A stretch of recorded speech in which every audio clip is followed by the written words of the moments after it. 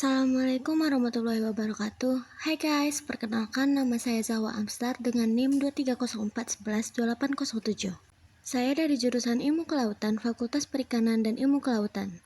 Saya dari kelompok 1 pada hari Selasa sesi 2 jam 1 dengan asisten lab Kak Natasha Deborah. Di sini saya akan memberikan tutorial tahapan-tahapan pembuatan peta tematik tentang peta zona kerapatan permukaan akibat tsunami. Seperti peta yang sudah tertera, saya akan memberikan tahapan-tahapan pembuatan petanya. Selamat menyaksikan. Tahapan pertama adalah mendownload data. Di sini saya menggunakan website Tanah Air Indonesia Geospasial. Pastikan akun sudah terdaftar. Klik data Denmas, pilih pulau yang kalian ingin download datanya. Lalu klik kotak yang ada pada pulau kalian pilih, klik unduh. Tunggu datanya hingga terunduh. Setelah terunduh, klik data RBI per wilayah. Pilih pulau yang kalian ingin download datanya. Klik pulau tersebut lalu klik unduh. Pilih data yang kalian ingin unduh. Setelah data-data terunduh dan terekstrak, buka ArcGIS pada laptop kalian. Setelah ArcGIS terbuka, klik kanan pada layers, lalu add data Demnas yang telah kalian download tadi. Maka tampilannya akan seperti ini. Klik Arch Toolbox, lalu klik Data Management Tools, klik Raster Dataset, lalu klik Mosaic to New Raster. Pada input raster, masukkan data-data Demnas. Setelah itu, buat new folder pada output location. Buat namanya seperti nama pulau yang kalian buat. Ini saya menggunakan Pulau Enggano. Pada name, dibikin Enggano TIFF. Lalu masukkan spatial reversion.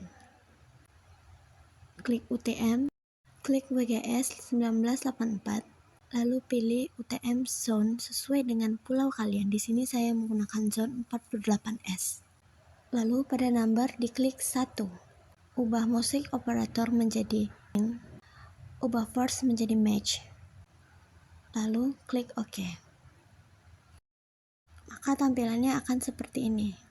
Untuk membuat Enggano SHP, klik kanan pada file, klik New, Save File, lalu buat namanya menjadi Enggano SHP, ubah picture type menjadi polygon, klik Project Coordinate System, klik UTM WGS 1984, lalu klik UTM Zone 48S, lalu klik OK.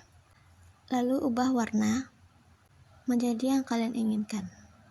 Klik editor, klik start editing, klik Enggano pada creature, lalu digitasi pulau pada peta. Hal ini dilakukan untuk mengetahui garis pantai pada pulau tersebut. Setelah itu klik editor, save editor, lalu klik stop edit. Setelah itu klik search, lalu cari polygon to land, klik polygon to land, masukkan input picture-nya Enggano tadi. Setelah itu ubah nama menjadi garis pantai. Lalu klik OK.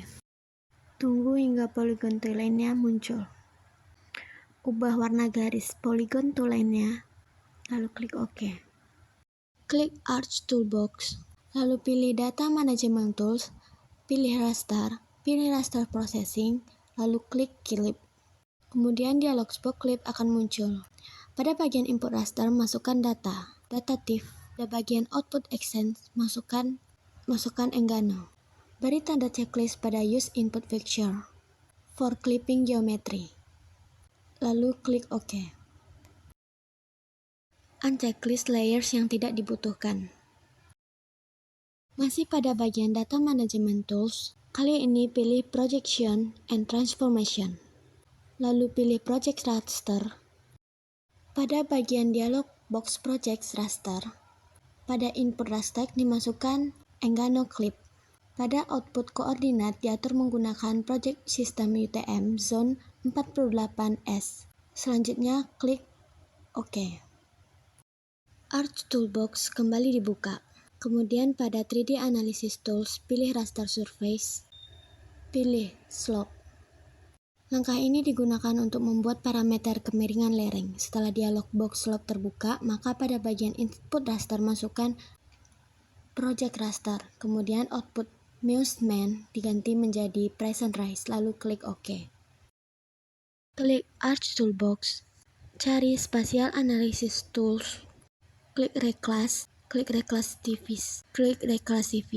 Classify dipilih untuk mengklasifikasikan ulang menjadi kriteria tertentu. Pada dialog box Classify, ubah kelas menjadi 5 kelas. Kemudian masukkan break value sesuai literatur. Klik bagian Reverse New Values, lalu klik OK. Setelah dikelompokkan ulang, maka tampilan akan seperti ini. Berikutnya, sama halnya dengan kemiringan lereng. Untuk menciptakan parameter ketinggian wilayah, gunakan Hillshade. Pada Art, setelah dialog box Hillshade terbuka, maka pada bagian input raster masukkan Clip Project Raster. Kemudian yang lainnya dibiarkan tetap. Selanjutnya, klik OK. Kita dapat mengubah warna hasil klasifikasi dengan cara klik kanan pada Layers, Recall Slope. Kemudian pilih Properties dan pilih Simbolik. Pada bagian Unique Value, ubah color menjadi Shames, warna hijau tua hingga merah, sebagaimana yang tertara. Maka tampilannya akan seperti ini. Sama halnya dengan kemiringan lereng, ketinggian wilayah juga dilakukan pengklasifikasian ulang dengan cara pada Arch Toolbox. Pada bagian Box Relativity, masukkan Hills. Ubah kelas menjadi 5 kelas, kemudian masukkan Break Value sesuai dengan literatur, di mana literatur yang digunakan adalah FICO 2013. Pada akhir langkah, klik bagian Reverse New Values, lalu klik OK. Lalu lakukan pengubahan warna seperti yang dilakukan tadi. Kemudian pada Arch Toolbox, pilih Analysis Tools, pilih Proximity, lalu pilih Multiply Rim Buffer. Pada dialog box, masukkan garis pantai yang udah di-input picture. Pada bagian distance, masukkan sesuai dengan panduan yang dipilih. Ubah buffer unit menjadi meters. Setelah itu, klik OK. Setelah hasilnya muncul, maka perlu dilakukan klip antara hasil buffer dengan SAP wilayah. Dengan cara pilih Geoprocessing, pilih klip. Pada input picture, masukkan garis pantai. Yang klip picture, masukkan Enggano. Lalu klik OK. Hasil klip garis pantai yang berubah menjadi poligon diubah ke bentuk raster dengan cara pilih Arch Toolbox, pilih Conversion Tools, pilih To Raster, pilih Polygon to Raster. Pada dialog box Polygon to Raster, masukkan hasil klip bagian input raster. Value Void diubah menjadi Distance. Setelah itu klik OK. Setelah diubah ke dalam bentuk raster, klasifikasikan parameter garis pantai dengan cara pilih Spatial Analysis Tool, kemudian Reclass and klik Reclassify. Pada parameter ini tidak perlu diganti nilai kelasnya, hanya perlu menekan Reverse New Values. Lalu ubah warnanya.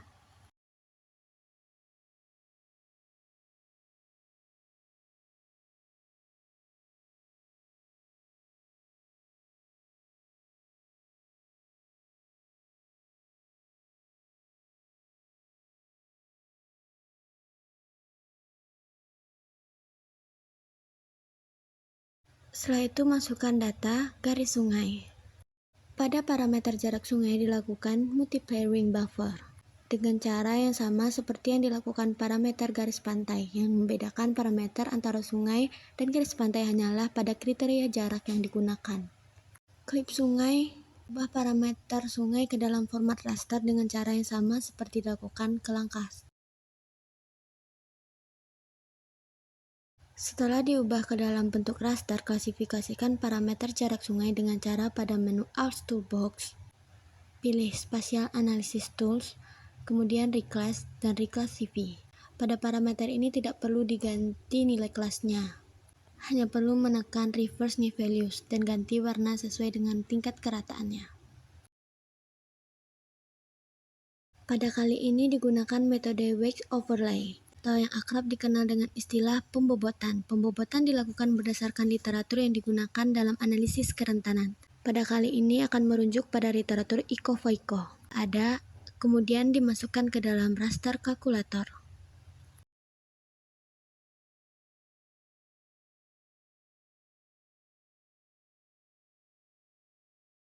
Hasil dari raster kalkulasi kembali dikelompokkan ulang menjadi 5 zona kerentanan, yakni hasil sangat rendah, rendah, sedang, tinggi, dan sangat tinggi.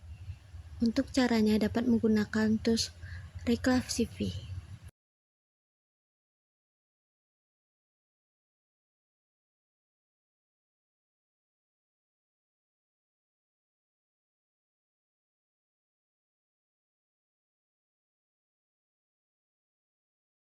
Setelah diklasifikasi ulang, maka peta kerentanan tsunami untuk Pulau Enggano akan disajikan seperti gambar. Selanjutnya, lakukan penglayoutan pada peta. Masukkan unsur-unsur yang diperlukan yang memperjelas isi peta.